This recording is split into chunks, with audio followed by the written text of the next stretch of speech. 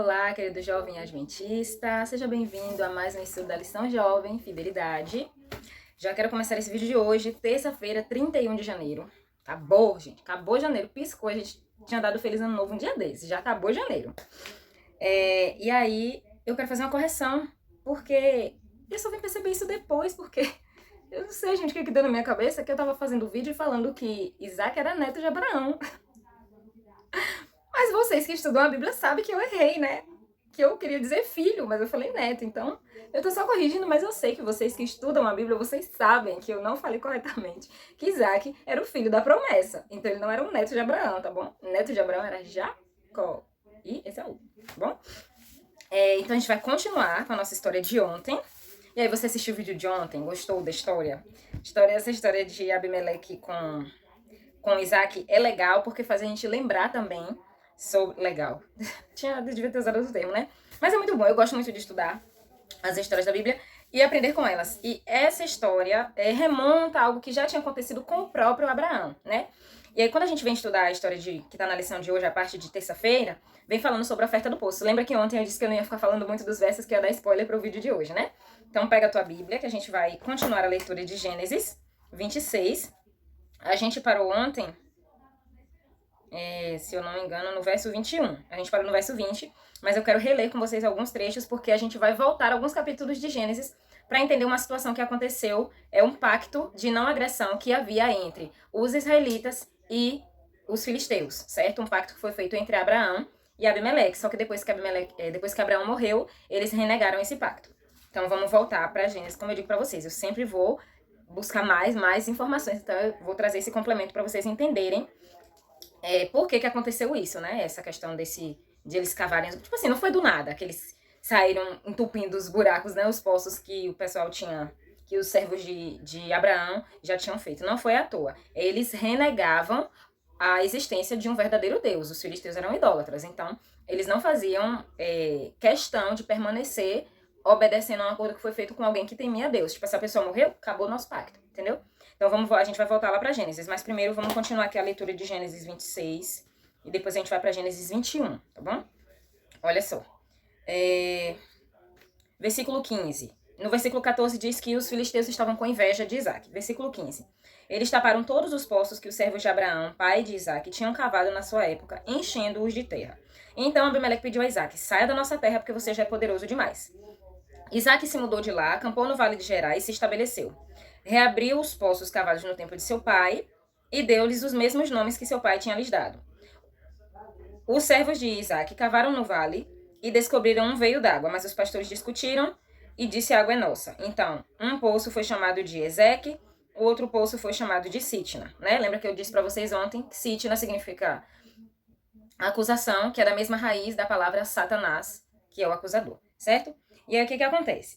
Depois de toda essa confusão, Isaac se mudou dali e ele cavou outro poço. Mas nesse momento de cavar outro poço, ninguém mais estava discutindo. Então ele percebeu ali a providência de Deus. Ele entendeu que ali era o lugar em que ele realmente deveria estar e deu a esse lugar o nome de Rehobote. Eu anotei aqui que Rehobote significa amplitude, alargamento, que era o que Deus queria dar e era o que Deus já havia prometido a Abraão e também a Isaac, que iria alargar as fronteiras, que toda aquela terra seria deles, certo? Então, nesse momento em que eles encontram o novo poço, não existe mais discussão. Agora, pausa aqui e vamos voltar para Gênesis 21, para vocês entenderem o pacto de não agressão que havia entre eles, certo? Que foi renegado. Abimeleque, você vai encontrar Abimeleque lá em Gênesis. Deixa eu passar a página aqui, tá grudada. Gênesis 21, dos versos 22 a 34. O acordo entre Abraão e Abimeleque. Olha só o que diz. Naquela ocasião, Abimeleque, acompanhado de Ficol, comandante do seu exército, disse a Abraão: Deus está contigo em tudo o que fazes. A mesma coisa que ele vai dizer depois para Isaac: olha, nós vimos que Deus está com você. A mesma coisa ele já tinha dito para Abraão. Agora, jura-me diante de Deus que não vais enganar-me, nem a mim, nem a meus filhos e descendentes. Trata a nação que te acolheu como estrangeiro com a mesma bondade que eu te tratei. Porque o Egito acolheu Abraão, né? Abraão respondeu: eu juro. Mas Abraão reclamou com Abimeleque a respeito de um poço que os servos de Abimeleque tinham tomado à força. Mas Abimeleque lhe respondeu: eu não sei quem fez isso, nunca me disseste nada, eu só fiquei sabendo disso hoje. Então Abraão trouxe ovelhas e bois, entregou a Abimeleque e os dois fizeram um acordo. Abraão separou 7 ovelhas do rebanho e Abimeleque perguntou: o que significam estas 7 ovelhas que separaste das demais? E Abraão respondeu: aceita essas 7 ovelhas das minhas mãos como testemunho de que eu cavei esse poço.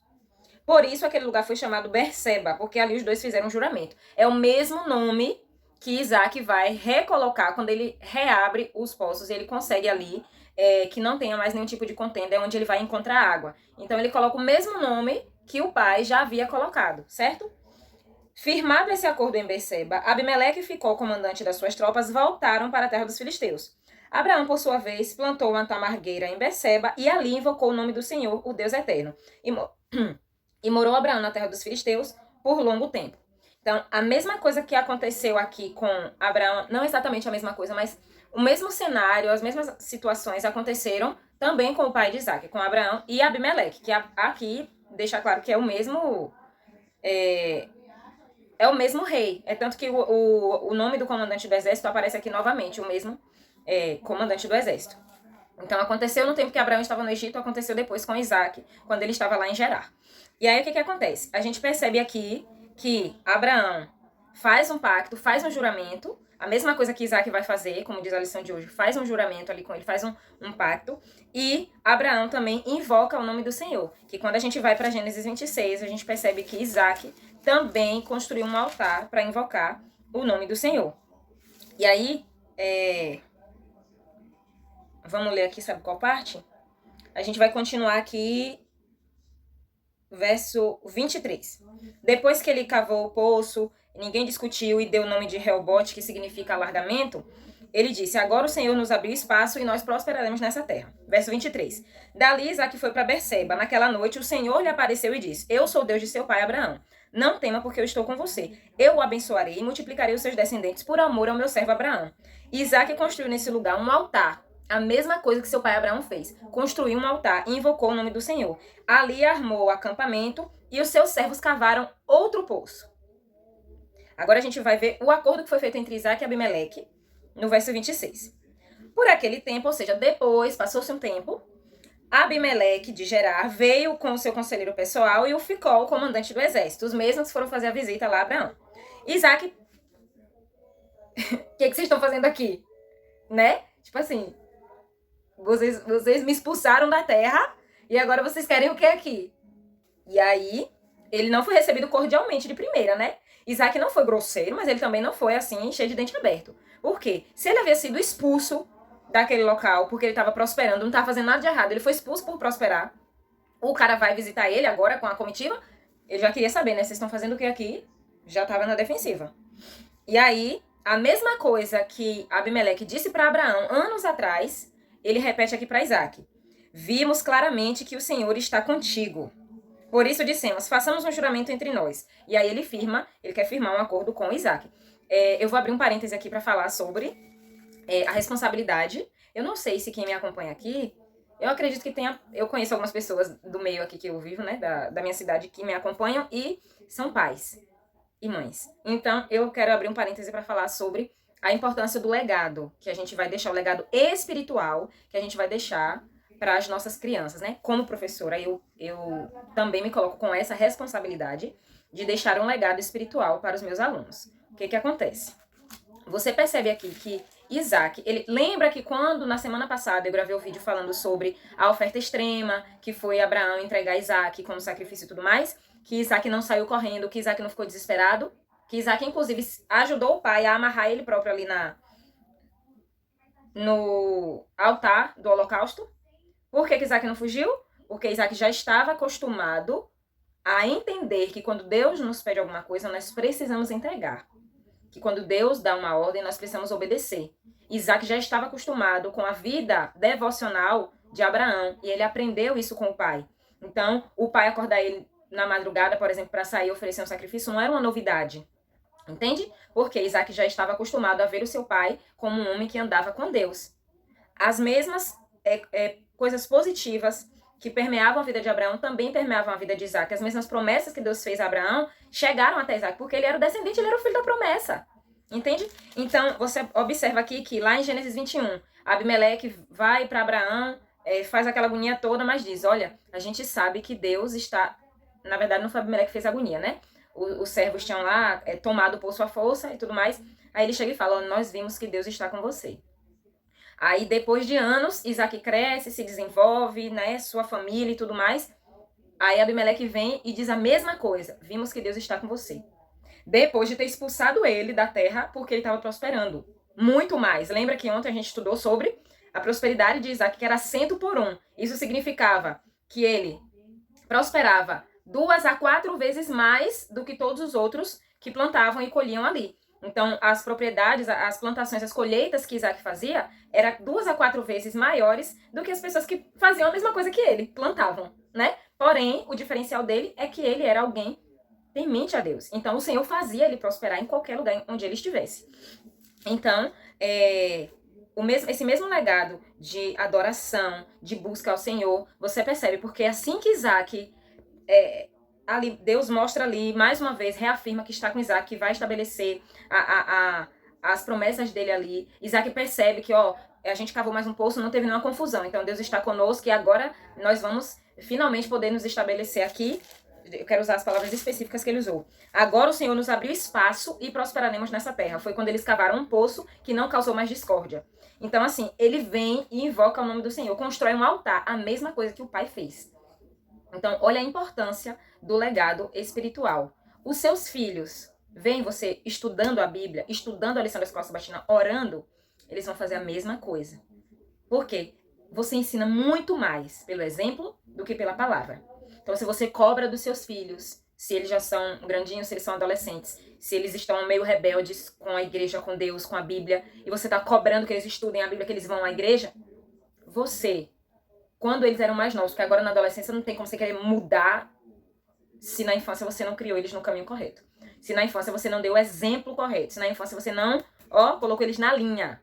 Aí não adianta agora querer que na adolescência eles sejam, né, cristãos, genuínos. E isso é criado lá. A formação do caráter da criança é de 0 a 7 anos. Passou disso aí, tudo que ele tinha que aprender, de bom ou de ruim, foi aprendido do 0 aos 7 anos. O bebê aprende, viu? O bebê também aprende. As pessoas dizem, porque tá muito novinho, eu não vou ensinar a história da Bíblia, não. Pô. Ai. Não vou entrar nesse mérito agora, porque senão o vídeo vai sair aqui do foco. Mas, sai do foco não, que educação, né, cristã tá dentro aqui do contexto também de Abraão, Isaac e todos os descendentes. Mas, enfim, as crianças aprendem sim, os bebês aprendem sim, desde a barriga você precisa orar pelo seu filho, você precisa contar histórias, cantar. Gente, diversos estudos comprovados que a música, né, faz tudo isso. Então, canta louvor. Você tá grávida? Canta louvor. Você é pai, sua esposa tá grávida? Incentiva ela, canta, coloca a mão na barriga e vai cantando, conversa com o bebê. Entende? As pessoas pensam que os bebês, porque acabaram de nascer, que não tem entendimento. Gente, Deus nos dá a sabedoria. Então, use da forma correta. Vocês realmente... Leiam o livro Orientação da Criança. Vocês realmente acham, que Deus não tem suas formas de se revelar às crianças, mesmo quando elas são bebês? É através de você, pai e mãe, que Deus precisa se revelar ao seu filho. Então, não negligencie essa oportunidade que Ele está te dando, porque os filhos são de Deus. São presentes que Ele compartilha com você. Então, como será que você está educando o seu filho? Você não pode cobrar do seu filho uma coisa que você não faz. Então, se você quer que seu filho, sua filha seja um homem ou uma mulher de oração, quando crescer, seja você um homem de oração, seja você uma mulher de oração, porque eles vão perceber através de você o exemplo. Entendeu? Isaac erigiu um altar e invocou o nome do Senhor. Porque era costume de Abraão fazer isso. Ele via o pai fazer isso. E ele temia, respeitava e adorava ao mesmo Deus. Então, ele tinha noção da santidade de Deus e o quanto era importante sempre adorar a Deus em todas as situações. A situação é que era de contenda, mas ele decidiu adorar a Deus, porque o Senhor se manifestou ali naquele lugar. Entende? Fechei o parêntese aqui da importância do legado espiritual.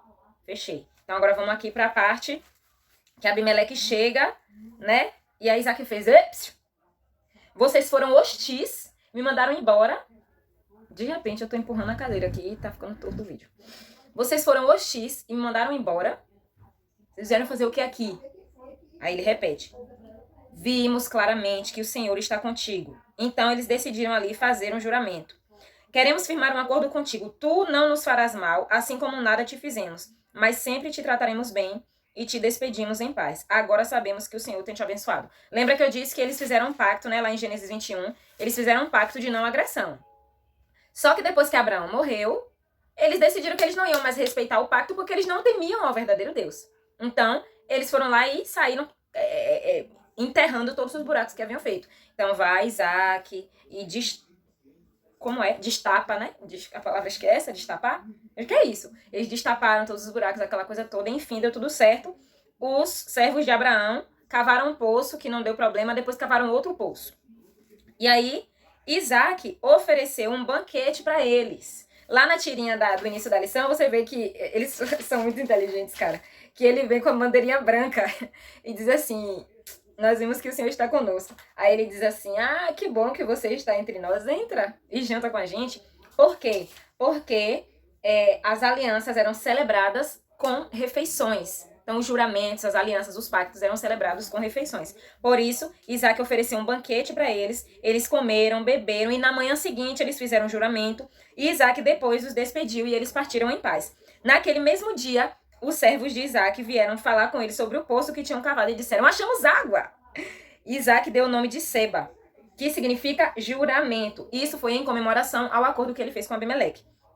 E até o dia de hoje, né, até a época que foi escrita o Gênesis, aquela cidade era conhecida como Berseba. Então, gente, observa a bênção que Isaac, toda hora eu quero falar Abraão. Olha a bênção que Isaac recebeu. E tem um textinho na lição que não veio marcado na lição, mas eu marquei porque para mim foi bem importante. Diz assim, ó: de que maneira devemos tratar aqueles que cometem injustiças contra nós? Aí tem a frase de um pensador aqui que diz: se tratamos as pessoas como elas merecem, podemos tirar delas a oportunidade de se tornarem o que podem se tornar. Ou seja, às vezes a gente acha que a pessoa merece ser tratada daquela forma, mas a gente não deve fazer isso. A gente deve tratar ela de uma forma melhor, para que ela possa aprender com o erro e se tornar uma pessoa melhor. Então, o que acontece? Isaac tratou Abimeleque. De primeiro, ele não foi cordial porque ele ficou receoso. Tipo assim, tu me expulsou da tua terra com muita hostilidade. O que tu tá fazendo aqui? Não exatamente com essas palavras, nem dessa forma agoniada, porque essa é a Kelly, entendeu? Mas digamos que, né, Abimeleque chegasse e ia dizer: peraí, você tá fazendo o que aqui, meu querido? Você me expulsou e agora vai fazer o que aqui? Então eu imagino como na tirinha, Abimeleque com a bandeirinha branca. A gente já sabe que Deus está com você. Mais uma vez, Abimeleque tendo a oportunidade de ver o testemunho do Deus verdadeiro através da vida de Isaac, porque ele já tinha visto isso na vida de Abraão, né? Abimeleque devia tomar vergonha na cara, né? E servir ao Deus verdadeiro, porque ele tinha várias oportunidades ali. Abraão e Isaac eram bons testemunhos de Cristo para Abimeleque, mas enfim, né? Nem todo mundo aceita nem todo mundo recebe. E aí, o que acontece depois, né? Eles abrem o poço, encontram água, e foi aquela maravilha. E os melhores, olha a frase que diz aqui: os melhores lugares do mundo são aqueles em que Deus indica que devemos estar. Por quê? Todas essas coisas que aconteceram foram aborrecimentos para a vida de Isaac, né? Porque foi uma confusão, contenda mesmo. É tanto que o nome de um dos poços foi contenda. Mas a lição deixa claro aqui, ó. Deus usou os aborrecimentos não apenas para desenvolver o caráter de Isaac, mas para conduzi-lo ao lugar em que ele deveria viver. Os melhores lugares do mundo são aqueles em que Deus indica que devemos estar. Então, às vezes, a gente acha que a gente deve fazer determinada coisa ou ir para tal lugar, mas o Senhor determina na nossa vida para onde a gente deve ir para que a gente possa glorificar. Toda vez que eu falo essa palavra, eu me embolo. Glorificar a Ele. Então, qual é o melhor lugar para eu estar? Onde a vontade de Deus me mandar. No centro da vontade de Deus, Ele vai me indicar para qual emprego eu devo ter, qual faculdade eu devo... Tudo, gente, tudo. Qual lugar que eu devo estabelecer minha família, minha casa, se eu tenho que me mudar de... Deus orienta tudo, entende? Então, você precisa pedir orientação de Deus para todas as coisas que você faz. Quer fazer um curso? Pede orientação de Deus se é isso mesmo que Ele quer para a tua vida, se você vai conseguir usar esse curso para se desenvolver e honrar a Deus, não simplesmente para o seu próprio engrandecimento. Quer fazer uma faculdade? Ora a Deus. Fala com Deus. Quer mudar de faculdade? Fala com Deus. Fala pra Ele porque tu tá insatisfeito com essa, por que tu quer fazer essa. E pede a Ele que te ajude a honrar a Ele onde quer que você esteja. Você quer mudar de emprego, você tá desempregado, você precisa de um emprego, pede orientação a Deus. Gente, eu passei por uma experiência com relação ao emprego esse início de ano. Que Deus, assim, foi Nossa, se eu parar aqui pra contar, Deus, ele é incrível, gente. A gente só precisa se colocar à disposição. Eu falei, Senhor, eu quero isso daqui, mas eu sei que isso aqui pode não ser o melhor. Então, me ensina a aceitar o melhor do Senhor. Eu tô me preparando pra isso aqui, mas se o Senhor vê que não, o Senhor me fala. Aí eu geralmente converso com Deus assim, Senhor, o Senhor estampa em letras garrafais pra eu entender. Pra eu não confundir a tua voz com nenhum outro tipo de sinal.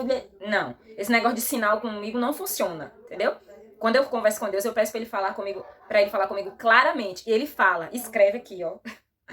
Então, assim, dentro da minha cabeça eu vejo escrito. Então, Deus, ele tem as formas melhores de se comunicar com a gente do jeito que a gente vai entender.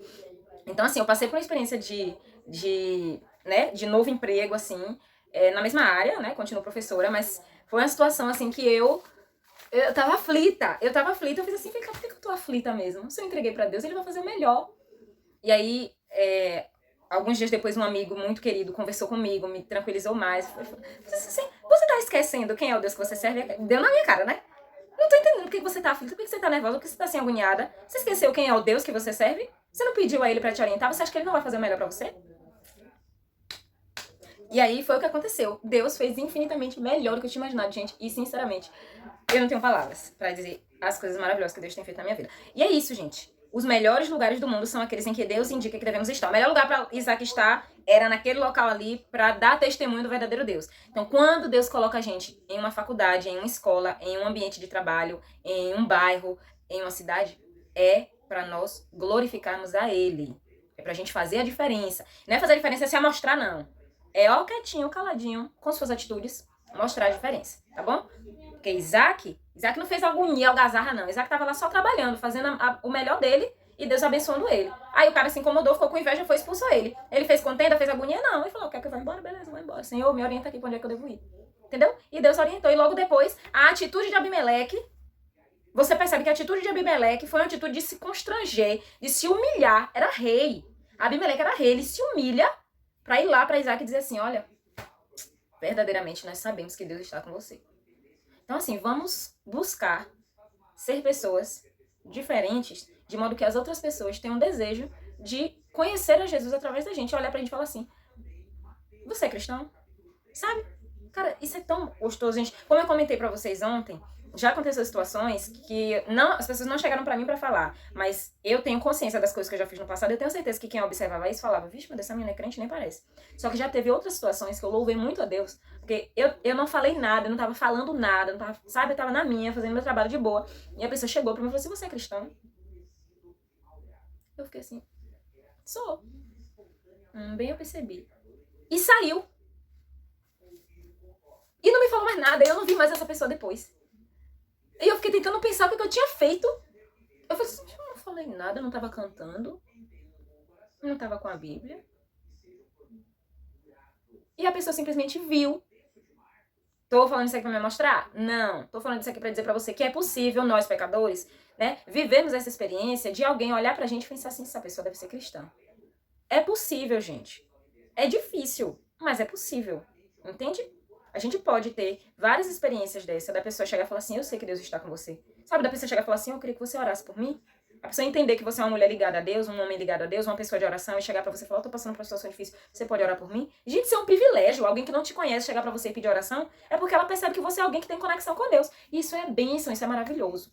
Então é isso. O estudo de hoje foi esse. Amanhã, lembrando, não tem vídeo, porque é o seu momento hipertexto. Se você ainda não assistiu o vídeo, que eu ensino não, que eu compartilho dicas pra você melhorar o teu momento hipertexto, tá? Eu trouxe pra vocês várias dicas de como eu faço, bem detalhadinho. Então, você assiste o vídeo, como fazer seu momento hipertexto, e faz o seu momento com o Espírito Santo. Você não vai ter vídeo meu amanhã. O momento hipertexto é a gente sozinho e o Espírito Santo, colocando ali as nossas, né?